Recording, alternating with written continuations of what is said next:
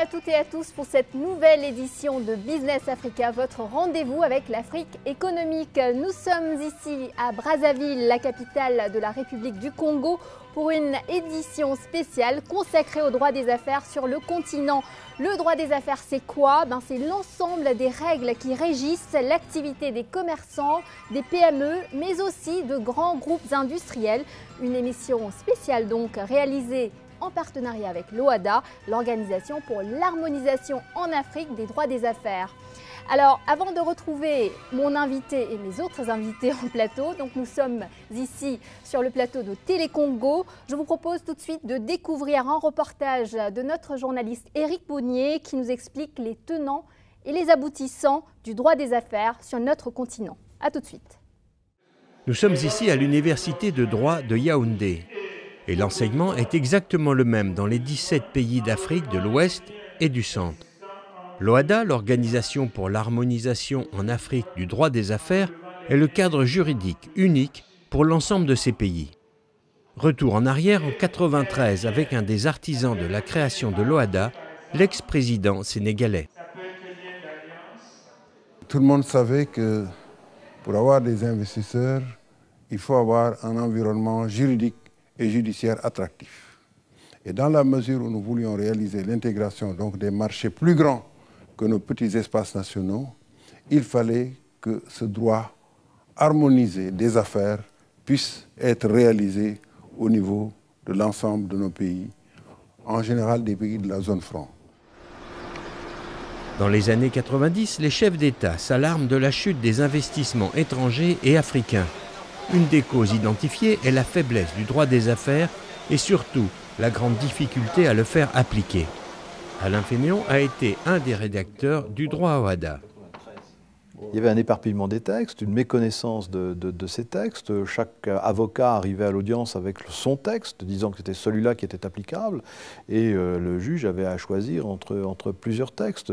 Il faudra plusieurs années aux juristes africains et français pour rédiger le nouveau droit des affaires. Le droit OHADA est un droit supranational qui est au-dessus, en quelque sorte, des lois nationales. C'est-à-dire que là où il y a la loi OHADA, aucune loi nationale ne peut aller contre. Le droit OHADA réglemente tous les domaines de la vie de l'entreprise, de sa création, en proposant différents types de sociétés, à sa vie, notamment à travers des règles de gestion et de comptabilité, jusqu'aux problèmes qu'elle peut rencontrer, recouvrement de créances ou liquidation par exemple. Le droit OHADA est une spécificité africaine. Nulle part au monde, il n'existe de dispositions légales régionales aussi développées, y compris en Europe. Une innovation africaine qui, même si elle ne règle pas tous les problèmes économiques, pourrait être un exemple à suivre. Et nous voici donc sur le plateau de Télé Congo. Donc nous avons réuni sur ce plateau les meilleurs experts, des représentants de gouvernement et du monde des affaires, sans oublier un panel de journalistes qui sont ici dans la salle avec nous aujourd'hui, avec tous nos invités. Merci à vous toutes et à vous tous d'avoir accepté notre invitation. Donc je vous rappelle que cette édition spéciale de Business Africa se déroulera en 2 volets. Donc la seconde émission sera diffusée la semaine prochaine. Même chaîne, même heure. Professeur Sosa, bonjour. Bonjour Madame Sompat. Merci d'avoir accepté notre invitation. Donc c'est vous qui allez nous accompagner aujourd'hui tout au long de cette émission. Donc je le disais, donc vous êtes le secrétaire permanent de l'OHADA, mais vous êtes aussi avocat et ancien ministre de la Justice au Bénin. Autrement dit, vous êtes l'homme de la situation pour cette émission dédiée aux droits des affaires. Donc on est ravis que vous soyez parmi nous aujourd'hui. Donc avez-vous peut-être un commentaire à faire après ce premier reportage qui a permis de lever le voile sur votre organisation? Lorsqu'on a créé l'OHADA, nos pays étaient tous en détresse économique. Et personne ne comptait sur nous, sur notre avenir. À la limite, si vous vous référez à l'historique, si vous voyez les journaux de l'époque et les commentaires de presse de l'époque, c'est que l'Afrique s'était perdue. Mais grâce à l'OHADA, pas seulement l'OHADA, mais en tout cas grâce à l'OHADA, dans la mesure de ce que l'OHADA a pu apporter, nous avons pu relever le défi jusque-là.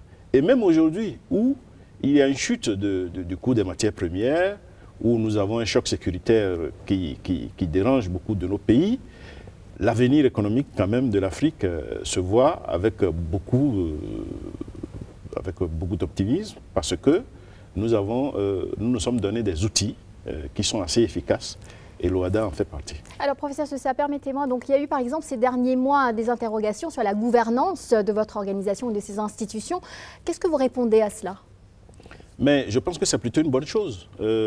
Cela signifie que nos plus hautes autorités prêtent attention à ce que nous faisons à l'OHADA, à la gestion de l'OHADA. Et cela a été salué par la communauté internationale, en tout cas celle qui est proche de nous, de ce que les responsables n'acceptent pas de laisser aller dans la gestion de l'OHADA. Et donc nous, ça nous conforte dans ce que nous avons à faire.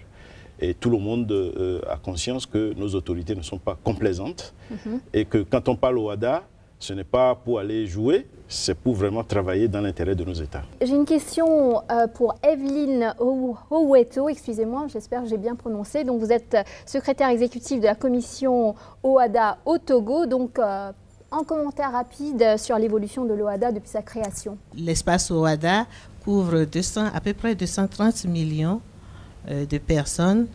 Et donc je pense que c'est vrai, il y a eu des difficultés sur le parcours, mais c'est l'occasion, comme cette fois-ci à Brazzaville, de se réunir, le Conseil des ministres se réunit, et pour savoir dans tous ces États qu'est-ce qui n'a pas fonctionné. De faire un bilan. Exactement.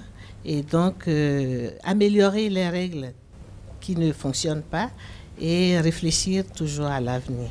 Toujours dans cette optique d'amélioration de texte dont vous me parliez il n'y a pas si longtemps. Donc justement, merci Evelyne Owueto. Donc justement, avant d'aller plus loin, je voudrais aborder avec vous le sujet qui touche cette fois vraiment tout le monde en Afrique. Le professeur Sosa vient de le mentionner, c'est le secteur informel. Donc qui n'a pas dans sa famille ou parmi ses amis un commerçant, un artisan ou un petit producteur qui échappe à toutes les administrations? Depuis quelques années, des centres spécialisés sont créés par les États pour accompagner ces acteurs hors du système vers l'économie formelle.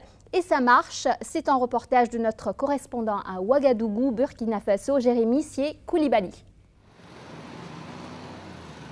Dans la jungle des villes africaines, l'informel concerne tous ces petits commerçants officiant dans l'économie de la débrouille, mais cela concerne aussi des entreprises qui vont jusqu'à brasser des milliards tout en restant confinés dans un mode de gestion artisanale.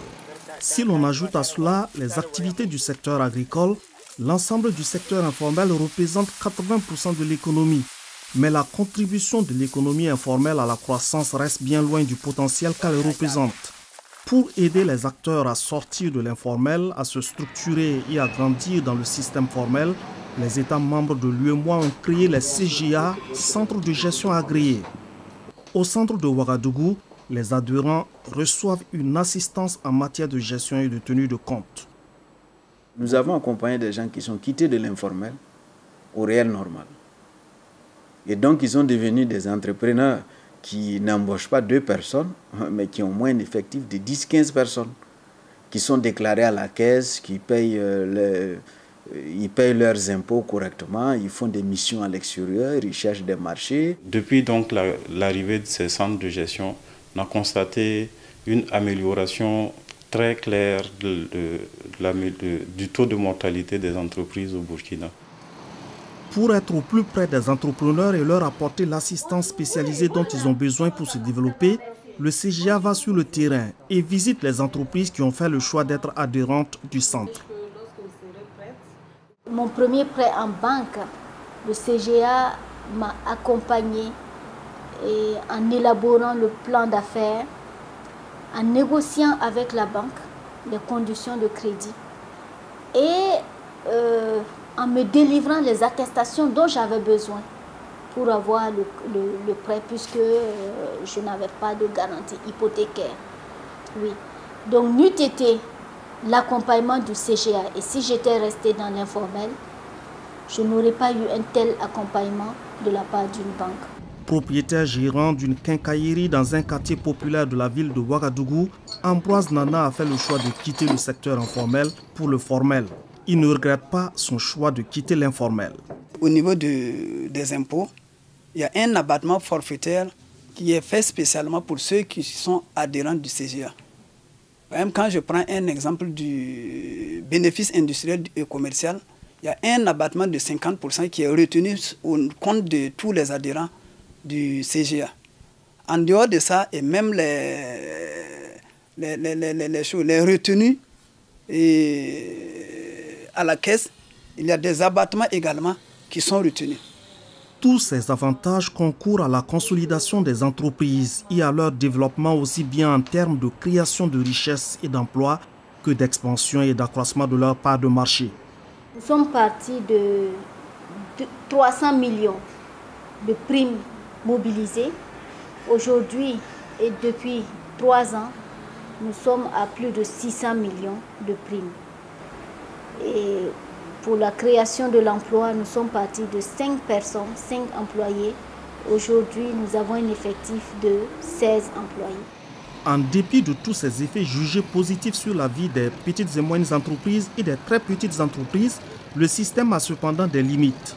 Le fait d'être hébergé au CGA, les limites, c'est que c'est une prestation externalisée, qui a aussi ses contraintes puisqu'on n'a pas l'expertise en place. Si j'avais la prestation comptable, fiscale, sociale en place, peut-être que l'année dernière, 2014 et 2015, mes bilans ne seraient pas déposés en retard. Dans les faits, ce que pointe du doigt Mme Kam est une critique qui revient souvent chez les adhérents. Victimes de leur succès, les centres de gestion agréés ont du mal à répondre dans les temps aux demandes d'accompagnement qui se multiplient. Ils demandent aux États de leur donner les moyens de passer à la vitesse supérieure pour remplir efficacement leur mission. Les subventions ne suivent pas comme il le faut parce que depuis que nous avons été opérationnalisés, la subvention de l'État n'a jamais bougé. Alors que nous avons passé de 25-50 adhérents à 350 adhérents. Donc ça fait que nous limitons les services à offrir. Or, la limitation des services à offrir limite l'efficacité de la PME, limite ses actions aussi sur le terrain. Donc notre difficulté est une difficulté d'ordre financier. Malgré ces difficultés de jeunesse, ils ont tous moins de 5 ans. L'initiative de l'UEMOA est saluée par les économistes comme par les bénéficiaires eux-mêmes. Et déjà, après quelques années de coaching, les premiers adhérents pourront bientôt voler de leurs propres ailes. Aujourd'hui, j'ai une entreprise structurée, une entreprise formelle et une entreprise qui a du crédit auprès des banques.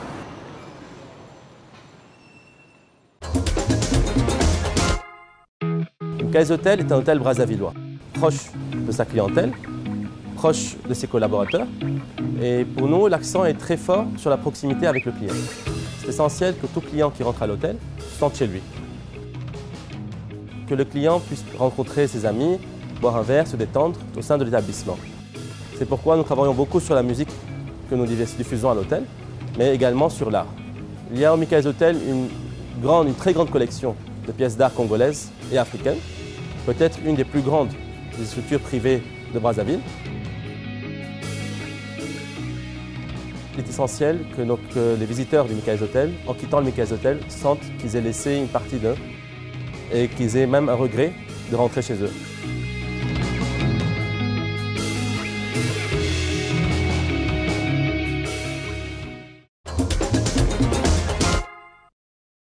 Alors, merci de nous rejoindre sur ce plateau. Donc, Marguerite Ombe, vous intervenez dans le secteur informel pour accompagner les gens dans leur démarche vers le formel. Et Hyacinthe Defoundou, donc vous êtes directeur du centre de gestion agréé de l'université Mariano Nougabi qui a lancé justement il y a 18 mois le CGA. Donc, Monsieur Defoundou, d'après ce reportage qu'on vient de voir, on dirait que les États se font taper sur les doigts afin de donner plus de moyens au centre de gestion agréé qui remporte un grand succès finalement. Autrement dit, c'est une excellente idée. Un peu gâché, cela dit, par un problème de budget. Vous confirmez? En ce qui concerne le fonctionnement, les services que nous rendons aux très petites entreprises, petites et moyennes entreprises, ces services en termes de comptabilité, fiscalité, droit social et autres, ces services ne peuvent pas être pris en charge par les très petites entreprises. Et c'est à ce niveau-là qu'on a un problème en ce qui concerne le fonctionnement.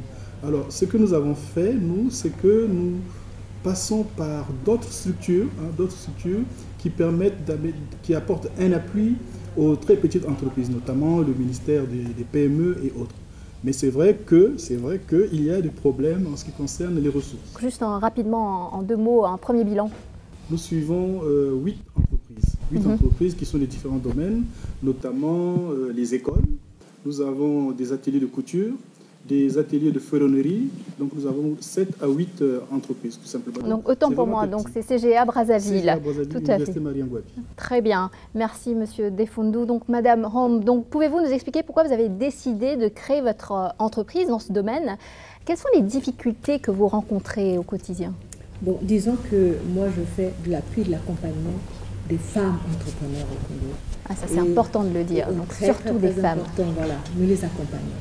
Et aujourd'hui, on a un programme avec le ministère qui est chargé de la formation professionnelle sur un programme justement de développement des compétences à l'employabilité. Et nous avons formé 80 micro-entrepreneurs qui sont dans le secteur informel et qui avaient besoin effectivement d'être renforcés en matière de gestion de leur entreprise. Et c'est là où effectivement le CGA en tant que tel intervient à la suite justement de la formation, je veux dire de façon théorique, puisqu'il y a des ateliers qu'on tient 3 fois par semaine, 2 heures par jour, parce qu'ils doivent d'abord travailler, venir justement pour se former. La formation théorique et tout. Et puis par la suite, effectivement... Et c'est difficile de les convaincre en fait Bon, disons, il faut une motivation déjà pour qu'ils viennent. Voilà. On s'en est rendu compte très très rapidement. L'assiduité, c'est vraiment un vrai problème, Je vous propose de regarder cette enquête que nous avons réalisée avec des petits commerçants camerounais. Ils sont bien loin de vos préoccupations. Je me pose plusieurs questions, à savoir, je ne sais pas si les impôts, au niveau des impôts, le prix à payer pour un bon prix des impôts. Et je me dis souvent, pour créer une entreprise, parfois il faut être dans le parti au pouvoir pour avoir vraiment une rémunération au niveau des impôts. Parce qu'il y a des grands exemples, à l'exemple peut-être de Fokou, qui a des entreprises à travers le pays. Et quand on regarde bien, on le trouve, il est maire, il fait la politique et tout et tout. La première question qui me vient en tête, c'est la question de comment commencer. Question de début, comment commencer, où et avec quels moyens le commencer. Ce sont les premières questions que je peux me poser si je veux créer une entreprise. Et aux impôts, bien évidemment, c'est aussi un grand problème qu'on rencontre de nos jours. Puisque tu peux créer une entreprise et les impôts à leur tour viennent vous taxer une somme colossale que vous ne puissiez peut-être pas régler. Je ne sais pas si c'est nécessaire réellement de se formaliser aujourd'hui. Je ne sais pas si il existe une structure réellement sur place qui peut défendre les intérêts d'une société créée. Moi, je préfère vivre dans l'informel. Parce que si j'arrive à me formaliser aujourd'hui, je me dis que je serai derrière, c'est-à-dire les impôts seront derrière moi. Ou bien les gens de la mairie seront sous mes trousses. Alors, reportage très intéressant, professeur Sosa. Donc, un commentaire peut-être, c'est loin d'être gagné, non?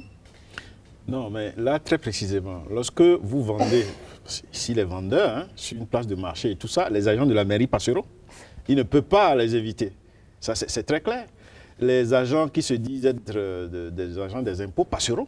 Donc, on n'échappe pas à l'impôt, même si quand on est sur une place de marché. Donc, ce que je viens de dire, c'est qu'en réalité, si vous vous formalisez dans un système bien encadré par l'État, c'est mieux pour vous. Les gens ne comprennent pas. C'est ce que je dis encore une fois. Il faut qu'on essaye de leur faire comprendre tout ce qu'il y a comme avantage à sortir de la situation. Alors, nous avons avec nous Armand Damba qui vient de nous rejoindre. D'ailleurs, Hyacinthe Defondou qui a laissé la place. Merci, je n'ai pas eu l'occasion de le remercier. Merci Hyacinthe. Donc, j'avais une question. Donc, est-ce que les États n'ont pas aujourd'hui une part de responsabilité en laissant s'installer la corruption dans les administrations? Il faut dire qu'il s'agit là d'un mal de tous les temps. Un mal de tous les continents. c'est un vrai sujet qui est d'actualité. Et je vais jeter un petit pavé dans la mare en disant que ce jeune-là qui vient de s'exprimer n'a pas tout à fait tort. Il y a dans l'administration des prédateurs. Il y a des méthodes de prévarication qui, justement, repoussent ces jeunes-là dans l'informel. Le professeur vient de parler tout à l'heure du statut de l'entrepreneur. Vous savez qu'un entrepreneur se contente de faire au tribunal de commerce une déclaration sans frais. C'est ce que dit l'acte uniforme. C'est la loi en droit OHADA. Mais dans certains tribunaux, en dépit de ce que dit la loi, on leur demande des frais, des provisions qui ne sont pas prévues par les textes. Donc, il y a de la résistance dans les administrations. Et il faut rompre, il faut briser ces résistances-là. Alors c'est un sujet très important, donc je pense que ça inspire beaucoup notre panel de journalistes qui sont parmi nous aujourd'hui. Donc c'est à vous et de poser votre question courte si possible. Comment peut-on espérer de meilleurs résultats dans un contexte de malgouvernance presque généralisée, où sévissent non pas seulement la corruption, mais il y a l'impunité, il y a le détournement, il y a la mauvaise gestion des ressources humaines. Voici ma question. Merci. Alors, professeur, vous voulez... Oui, je ne recule pas devant les questions. C'est vrai que nous sommes accablés et accusés de toutes parts, nous, Africains. Je suis africain, je suis citoyen de l'espace OHADA. On nous accuse partout de malgouvernance, de mauvaise gouvernance, mais attention, vous notez également que dans beaucoup de nos pays, des efforts sont faits pour combattre cela. Donc, laissez le temps à nos gouvernements quand même de travailler à nettoyer les écuries d'OGIAS. Cela se fait. L'actualité nous montre que chaque jour, eh bien, il y a des efforts... C'est un réel combat. C'est un réel combat et ça se mène. Ça se mène. Et même, vous avez commencé par nous poser une question sur la gouvernance de l'OHADA elle-même. Et vous avez noté que nos gouvernements ont réagi, par exemple, en observant qu'il y avait peut-être des anomalies dans ce que nous faisons à la tête de l'organisation. Alors, et maintenant, imaginons une seconde que j'étais une commerçante non déclarée, mais convaincue par vos arguments, messieurs, mesdames, j'ai accepté de sauter le pas et 2 ans plus tard, je fais faillite. Alors, regardez cette histoire qui, au final, est plutôt rassurante de notre correspondant au Cameroun, Aboubacar Mounchili. Romain Roland Kouotou fait partie de ces jeunes entrepreneurs africains téméraires qui s'accrochent malgré les difficultés. Il s'est relancé, mais le souvenir de la faillite de l'une de ses premières entreprises le hante encore. Nous sommes dans les années 94 au Cameroun. Si moi, je n'étais pas quelqu'un de très solide, je me serais peut-être suicidé comme je vois en Europe, les gens en faillite qui sautent d'un état à l'autre. C'est difficile de gérer la faillite. Quand vous êtes en faillite, vous vous rendez compte qui sont vos amis, qui sont vos frères, qui sont tel ou tel. Vous êtes tout seul. Le tableau est presque toujours le même. Tous ceux qui ont vécu cette situation témoignent des pressions auxquelles ils ont dû faire face. Les fiscs sont derrière vous, les employés sont derrière vous, ça veut dire que les clients sont derrière vous. Et finalement, vous n'arrivez pas à juguler toutes ces personnes-là. J'ai été le pionnier d'Internet dans la ville de Yaoundé au Cameroun parce que l'Internet entre au Cameroun par Yaoundé. Donc j'étais le tout premier à installer un cyber avec des ordinateurs en couleur. Au moment de la faillite, j'étais après, par exemple, pour mon cas, j'étais après les 30 millions de dettes. Au moment de la faillite, j'ai pu gérer mes dettes et liquider, fermer. Un moment extrêmement douloureux pour ce jeune Camerounais promoteur de la toute première société de pronostic dans le pays et qui rêvait pourtant de fonder un empire avec son cyber. La faillite signifie qu'on doit liquider l'entreprise. Liquider l'entreprise signifie quoi? Ça signifie qu'il faut réaliser l'actif, c'est-à-dire vendre les biens de l'entreprise pour payer les créanciers de l'entreprise. Alors, il peut se trouver qu'au moment de la liquidation, que les biens qu'on vend, qu'on liquide, ne soient pas suffisamment importants pour rembourser ou payer tous les créanciers. Donc, il va se trouver donc qu'il y a une queue de la liquidation qui ne soit pas payée. À ce moment-là, étant donné qu'il s'agit d'une société à responsabilité limitée, vos biens propres en tant qu'associé ou gérant associé ne peuvent pas être concernés par la liquidation. Des conseils que Romain devra suivre à la lettre s'il ne veut pas revivre son scénario catastrophe. Aujourd'hui, il s'est reconverti dans le commerce en ligne avec une petite entreprise florissante qui lui redonne le sourire. Alors, Gaston Kenfak, donc vous êtes le vice-président OHADA Cameroun et le président de la Commission des Nations Unies pour le droit commercial international. Donc, est-ce que ce qu'on vient de voir dans le reportage, ça ne dresse pas un peu un tableau assez idyllique?